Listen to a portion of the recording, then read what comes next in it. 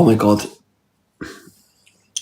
I remember this tiny bird. She wasn't a prison officer. She used to do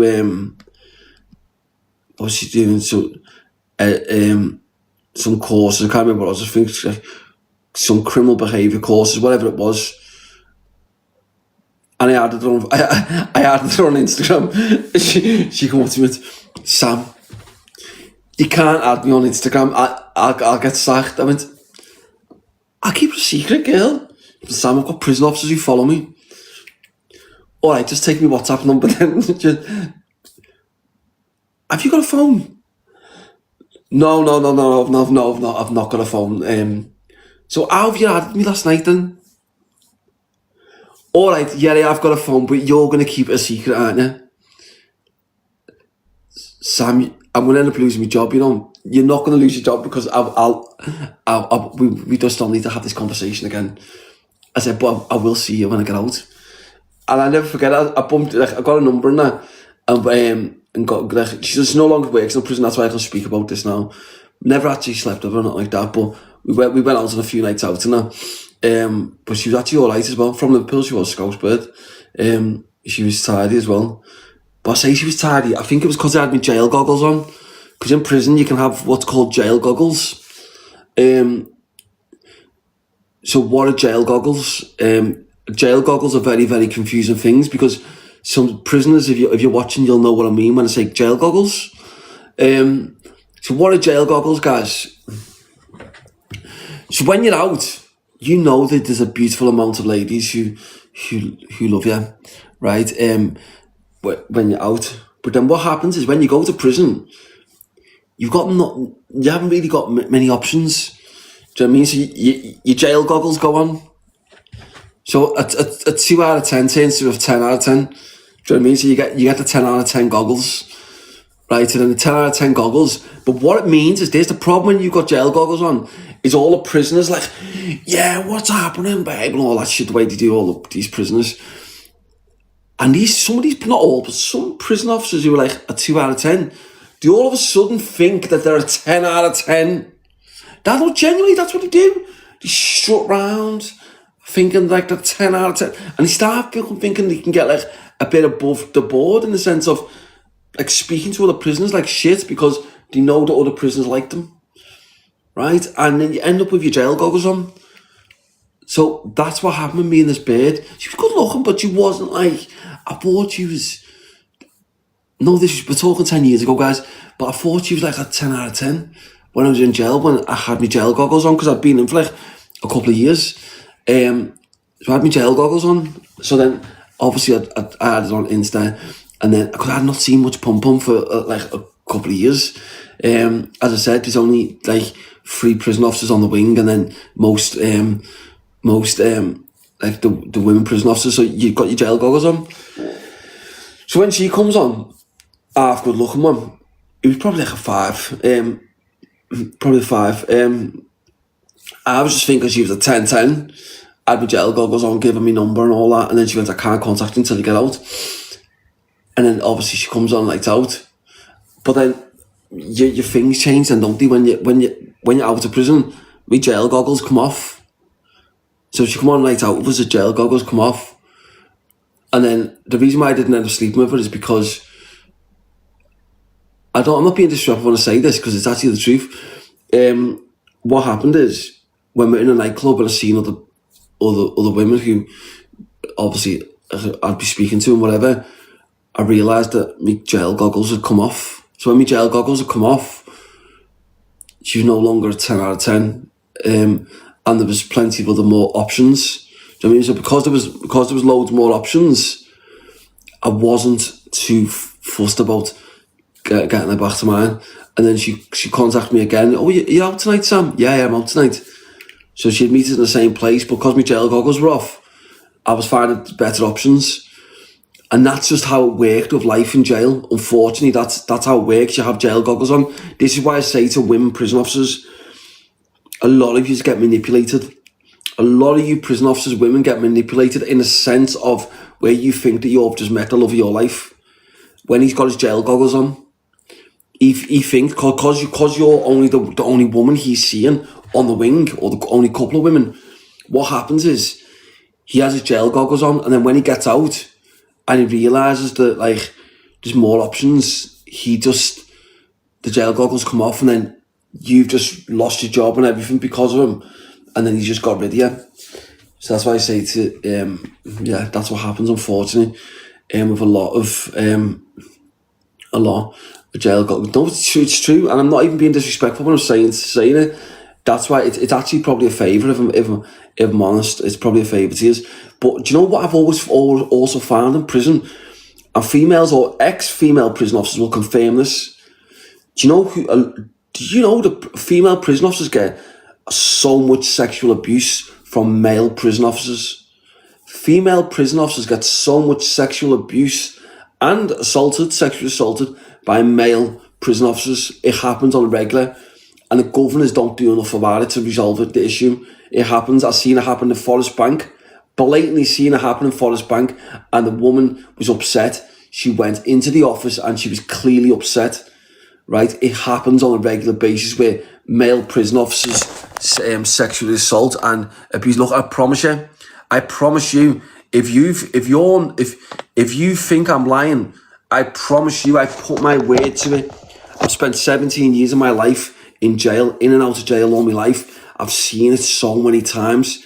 And women will confirm it. If you've got family members, right, who are in, and I'm not saying all male prison officers, you know what? I've come across so many good male prison officers who, like, even this guy, I won't say his name, he was an absolute knobhead in Walton jail. I remember I was in Liverpool and we've gone for food, me and the lads. I just got out of jail and I seen him with his wife and 2 kids, or 3 kids, I think he had. We've walked in, and as soon as he seen us, he went to bits, because he seen me walk in with like 4 of my mates, and he was a prick, this prison officer in Walton jail. Absolute knobhead. And you know what, when he walked in, when we walked in, he went to bits. And I walked over to him, we sat down first, and I walked over to him. I went, how are you, mate, okay? I went, nice to see you, lad. And then I turned round to his wife and went, he's a brilliant prison officer, him, you know. I said he's a proper good prison officer. He wasn't, guys. He was an absolute knobhead. But I just respected him, the fact that he was with his kids and his wife. I had to give him that respect. Didn't have to, but I could have been a prick and just went, you're a knobhead. But I didn't. I actually just turned around to him and I went to his wife, he's a good prison officer. And he knew I was just taking the piss. He knew it, because he knows, he sat there thinking, what do you mean I'm a good prison officer? I'm a fucking prick. Do you know what I mean? He knows it, right? But he's looking at me, right? And I'd seen the way he's looking at me, like he's shocked. But I had to do it because he's with his kids. And I could see he was intimidated because 4 of us had just walked in this restaurant. We're only getting starters. And then as we're leaving, I said to the guy, how much is their bill? Like that, he went, who's? I went, theirs over there. So I paid his bill for him as we're leaving. And he went, no, you can't pay me bill, Sam. No, Sam, no, I've not asked for this. He went, no. He said, you can't pay me bill. I went, nah, it's all right, mate. He said, I've only done it because you're a good prison officer. I said, where are you going to go? I said, have a nice day. And I shook his hand, yeah. And his wife's like, see you later, thank you so much. So polite to me, his wife. Right? Like, not in like any other way other than just a respectful way. And I never forget it. 5 months later, I end up in Walton jail. And he's a known knobhead.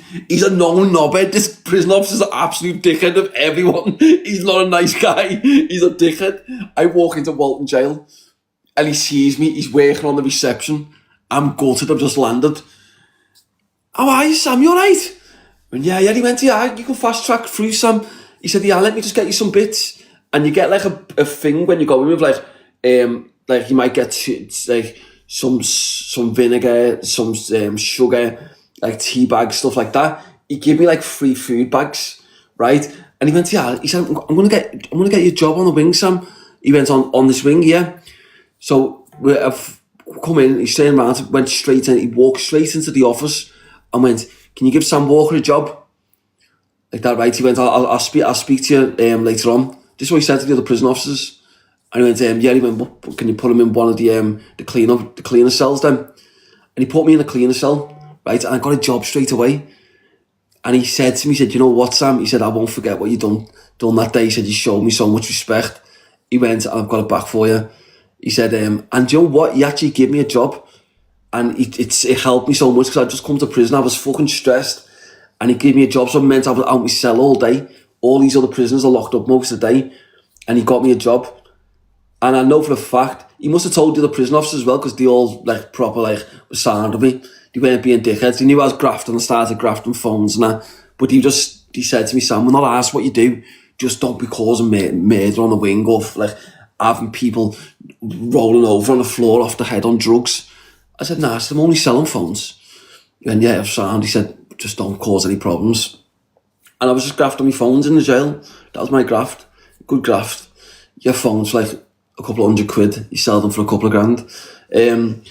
But yeah, that prison officer, but that's why I say to you guys, always treat people, if they're with the family, with respect. Because it can come back to you massively. I'm a firm believer of it. If you treat someone, as long as they've not actually done bad to you, in the sense of, they might have been a dickhead. Like as I said, most prison officers are actually okay. We can sit here and slag all the prison officers off and say the this, the that and the other. But the majority of prison officers, I've come across some bad ones, but the majority are actually really good prison officers. And they just come to work and just want to do the job and go home. I can't fault that. I literally can't fault any man like that or woman who wants to come to work. Because you've got two different types of prison officers. You've got the ones who want to interact with you. They want to chat to you. They want to have a little bit of banter. They're sound. You also have the ones who just come to work. They don't give a shit about you. They don't want to engage in conversation with you. They just want to do the job and go the fuck home. They don't want to stand there and talk to a load of prisoners. I'm okay with them. Fine. Because they just want to come to work, get the money and go home. They don't want to fucking spend the time talking to us if we're fucking prisoners. I get it. Completely get it. And I don't mind them either. I respect them type of prison officers also. Then you have the ones who are game to bring mobile phones and stuff in. They're my favourite. I love them type. The ones who, as I said, guys, there's always a way how to manipulate. Sorry, let me rephrase that. There's always a way how to engage in a conversation to try and ask a prison officer to bring stuff in for you. As I said to you a few months ago, but I'll tell you again. So, some prisoners or officers do want to make money, but it's very difficult to find the right prisoner to deal with, because a lot of prisoners talk to their mates and start grassing each other up. So if I come across a prison officer who I think's half up for it, I'll turn around and go, you know if they're half up for it, because they'll come up and engage in conversation and they'll start talking about money. Do you know what I mean? That's normally what they'll do. You turn around and go, do you know what I'd do if I was a prison officer? Because you can never turn around to a prison officer and say, can you bring me some phones in or some drugs? You can never do that, because it's putting them in a position where they're thinking, hang on, it might be stitched up here. Or they might be fully legit and report you, and then you end up in solitary confinement. So you can never do it like that. So the way you do it is like this. You just get talking, don't talk in front of other prisoners and that. But if you get to talk to them one-on-one, oh, do you know what I'd do if I was a prison officer? And they go, what would you do, Sam?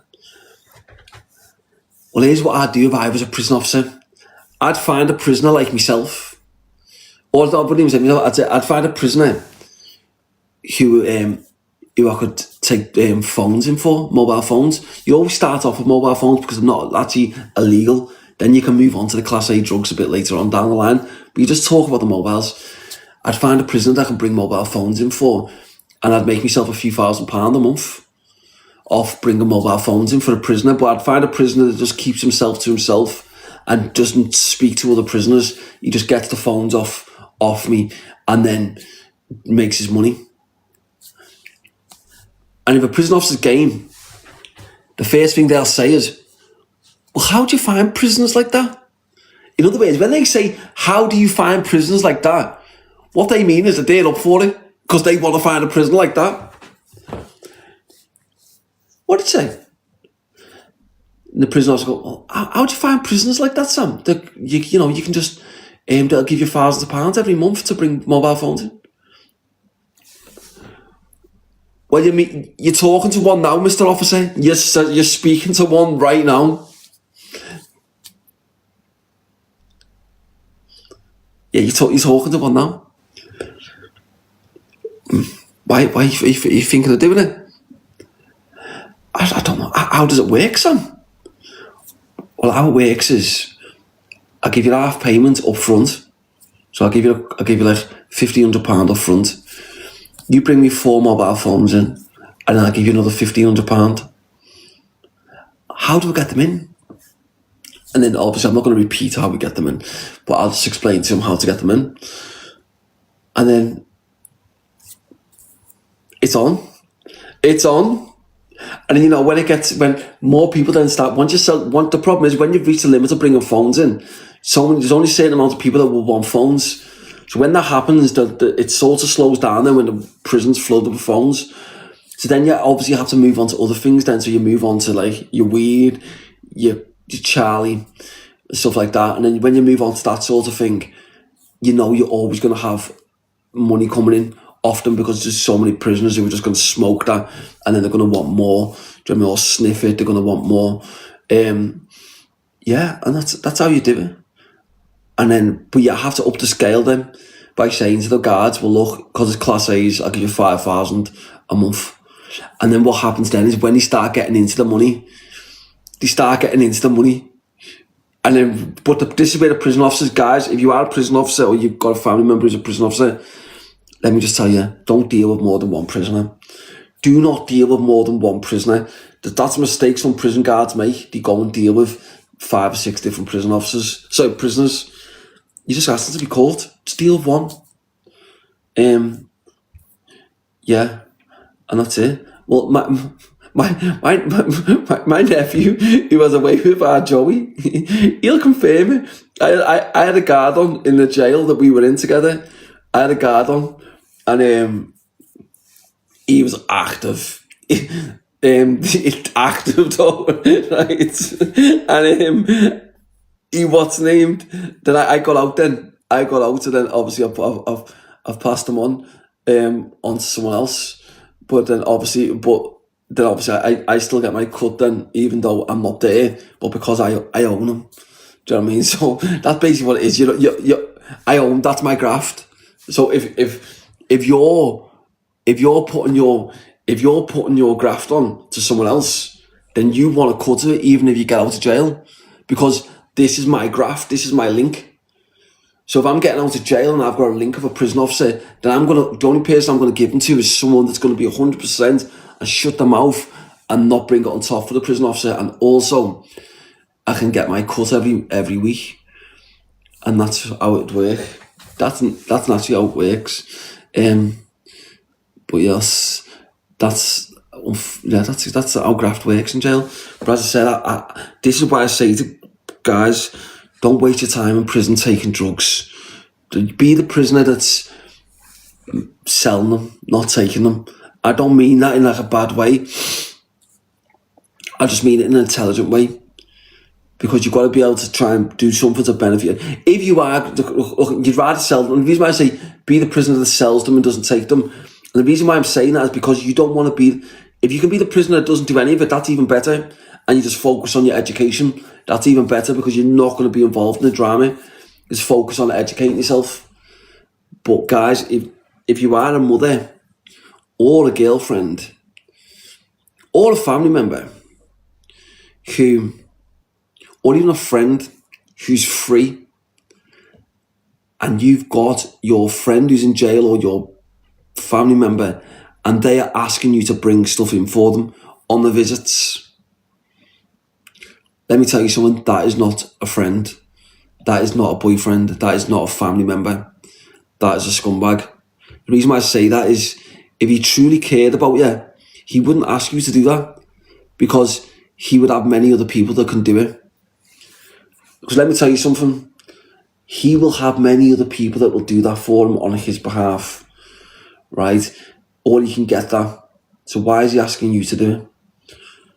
Do you know what I mean? But unfortunately, Tyrone Griffiths from Birmingham in Garston, he's doing a life sentence now. His poor mother, he had his poor mother who's like 70 taking him drugs into the prison. Only recently. his poor mother obviously just wants to go up to see him, to visit her son, because she loves her son. His son has been jailed for life. But he tries to convince her, well, he does convince her to bring drugs in for him. Why would you do that to your mother? You don't love your mother if you're going to do that. Do you know what I mean? Because you can just why don't you get a random person to do it? Don't be getting your family member to do it, because you're literally betraying their trust. So genuinely, guys, if you have got a family member who's in prison and he's asking you to do that, then you know that he's not a proper boyfriend to you or a proper family member. And because if he was, he wouldn't ask you to do it. He wouldn't ask you to do something that risks your freedom when he knows what it's like to lose his freedom. He knows that he sat in jail. He's lost his freedom. So why is he doing something that could possibly make you lose your freedom? Do you know what I mean? It's wrong. But that's what happens, guys, on the regular. He's just put that box up for us. I'm still waiting for mate. He's a little bit late. Let me just see. Let me just see. I think he's Oh yeah, 1 second. There's a message off me, mate. 1 second. Or even to have certain amount of money and then go there myself. Yeah, but just sit with them, and then the price will be different. Yeah, well, at times just give us a random figure because we are not there. But when we are there, it's different from when we are not. You know that. So that's why I even forward the message to you, because for me, I know it's not worth that. It's not at that amount of 100,000. But maybe they just give me because I've been calling them several times to ask for prices and all. I'm buying. So maybe they just give me one figure. You understand? So I know it's lesser than that. I know that. If the money is there, it's lesser. Maybe around 80,000. You have it, or 70,000. You have it. But the last time when I called them for the sample of the diamonds, I said I should send one for them because I've been asking them around several times. Yeah, go on, bro. What we do, 100,000 is far too steep. Even though dollars, that's like the equivalent of £80,000. If he can get it for 70,000, that's ideal in terms of price. That'll be perfect, 70,000. Because in the UK at the moment, for a kilo of gold, it is £110,000 for a kilo of gold. You can get the shitty gold for like 60, 70,000, but for a kilo of high quality 22 carats, you're probably talking like 110,000 for a kilo. So that's below shop price. So if you can get it for $70,000, $80,000, that's worth it.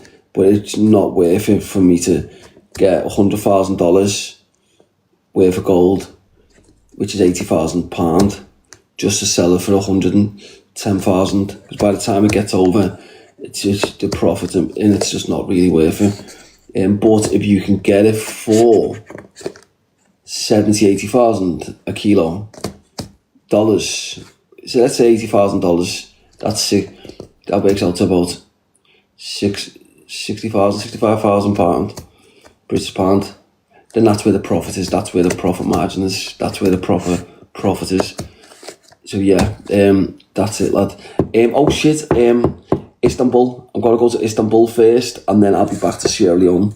So I'll be back over there, bro. In the next 3 weeks, I'm just gonna stop off at Istanbul for 4 days, and then from there I'll come straight to Sierra Leone. I might fly in through a different country though, just so I don't go straight into Sierra Leone. I might fly into to Ghana or somewhere like that, and then just drive through. I'll look into that further.